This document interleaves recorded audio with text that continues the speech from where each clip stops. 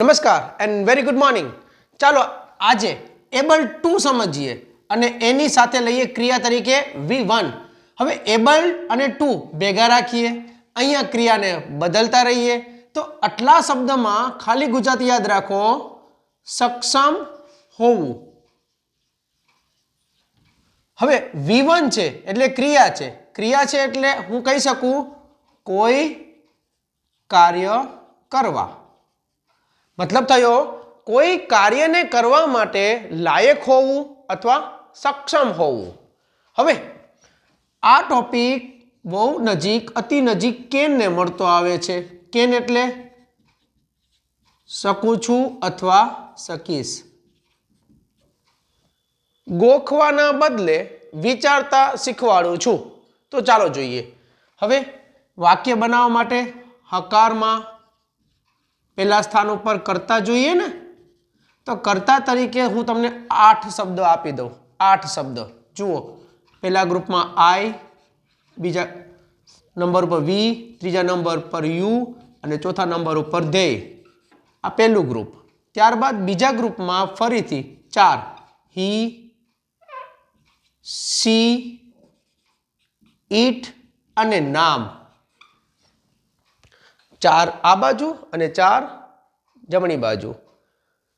હવે આપણે આઈને લઈએ તો આઈ સાથે આવે હંમેશા એમ. વર્તમાન કાળ છે એટલે બોલું છું, વર્તમાન કાળમાં એમ આવે અને આજે વર્તમાન કાળ જ ભણીએ.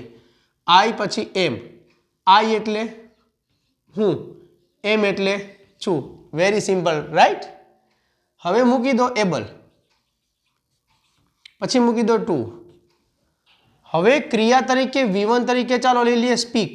હું મારી વાત કરું તો ક્રિયા તરીકે લીધું સ્પીક, તો બન્યું શું? આઈ એમ એબલ ટુ સ્પીક. તો એબલ ટુ સ્પીક એટલે બોલવા. એબલ એટલે સક્ષમ, એમ એટલે છું આવી ગયું. તો શું બન્યું? હું બોલવા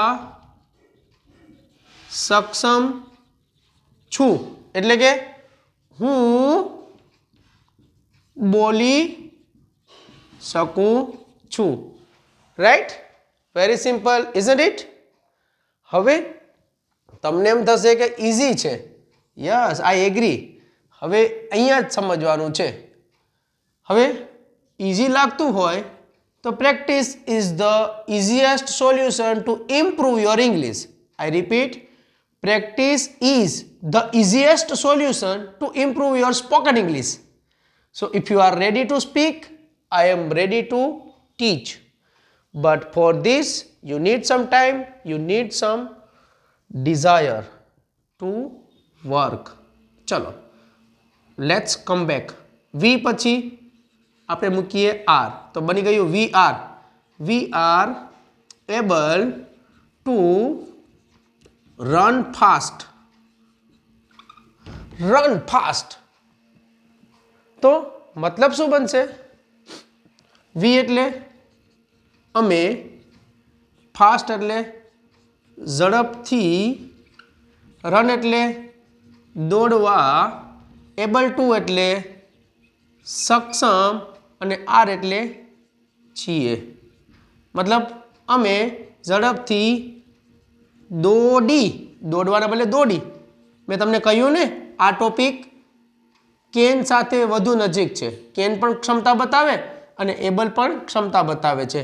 તો વાક્યને કેન સાથે ટચ કરીએ તો દોડવાનો બની જશે દોડી શકીએ છીએ.